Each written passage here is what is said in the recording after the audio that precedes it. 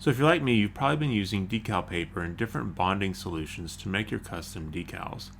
Decal paper is not all that expensive if you buy it bulk online. However, there are times I just want to make a quick decal for a project and don't want to fill a whole decal sheet just to get one simple decal.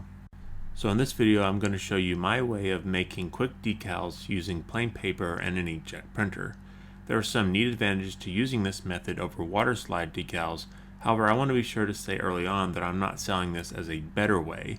It's just another tool that you can use on your customs. The first thing I'll need is a card to apply the decals to. Here I'm using the Combat Medic, as it has a lot of surface real estate I can take advantage of. I stripped the original paint off this model and then applied a layer of white.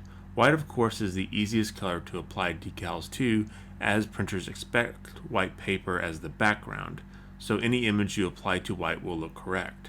The next item I'll need is the actual image mirrored or flipped horizontally.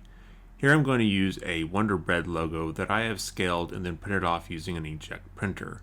I chose this image because of its bright colors and the fact that it will look correct on a white Combat Medic. Nothing special was done to the image, and it was printed on your run-of-the-mill cheap paper. The next item is a can of Valspar Gloss Clear Coat.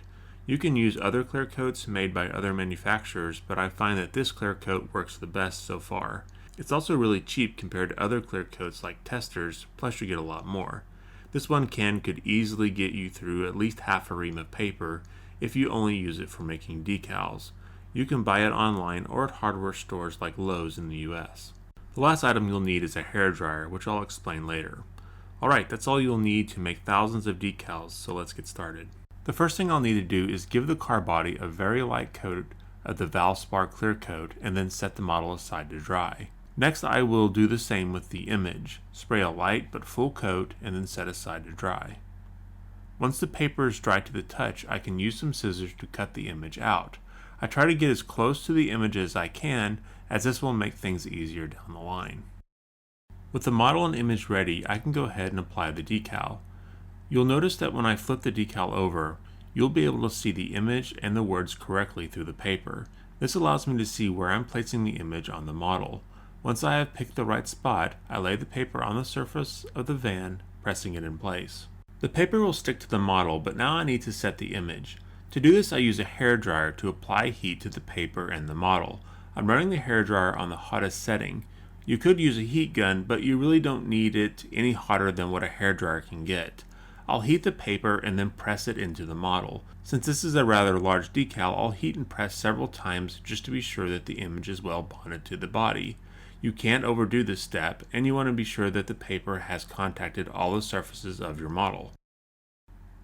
Since I want the image to wrap around the windows, I'll use an X-Acto knife to make some cuts and then bend the paper around the edges.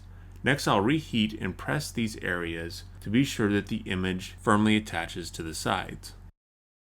With the image now in place, it's time for the van to take a water bath. It will need to stay in the water for about 5 minutes, long enough that the paper gets soaked. After that time, I pull the model out and begin the fun part of rubbing the paper off, revealing the image below. I find the best practice is to start from the center of the decal and then move to the edges. This ensures that I don't catch a loose edge and peel the decal off. I'm not sure if that really is all that possible, as the image usually is so well attached that no amount of rubbing will dislodge it. Keep that in mind whenever you place and heat these decals, as you can't move them like water slides after you heat them up.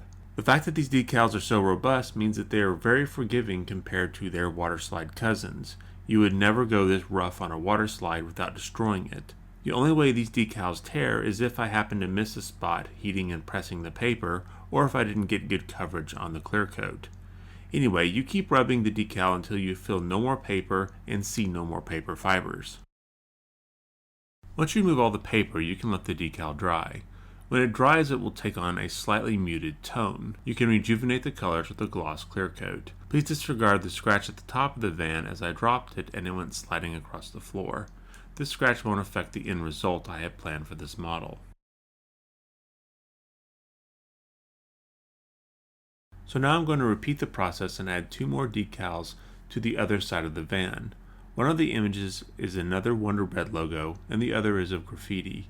I'll be placing the graffiti mark on top of the Wonder Bread logo as a way to show that the decals are transparent. This is useful for something like graffiti.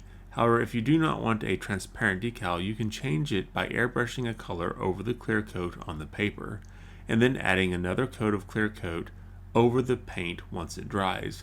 This is useful when you need to apply the decal to an object that has a color other than white.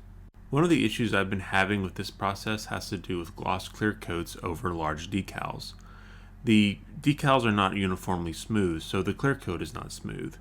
This is not a big issue with smaller decals or if you plan to use a matte clear coat, but if you are planning on using large decals and bury them under gloss clear coat, then you should probably go with a water slide. With practice, I've found that I can get as good a result using this method as using a water slide. Where this process really works well, for me at least, is when I plan to grime up or paint over the decal anyway. This model is just an example piece made to show this process, but I'll go ahead and put in a little added work to show what I mean. In most of the work that I do, the decal is never the focus. It's just a means to an end, so super cheap decals are perfect for me. If, however, I was planning a car where the decals take a more prominent role, I'd probably stick with water slides. Alright, I hope you found this video interesting and informative, and I also hope that you give this one a go. If you've never used custom decals before, then this is the perfect way to give it a try without the cost or intimidation of water slide decals. Let me know what your thoughts are below, especially if you have any ideas to improve this method. And as always, thanks for watching.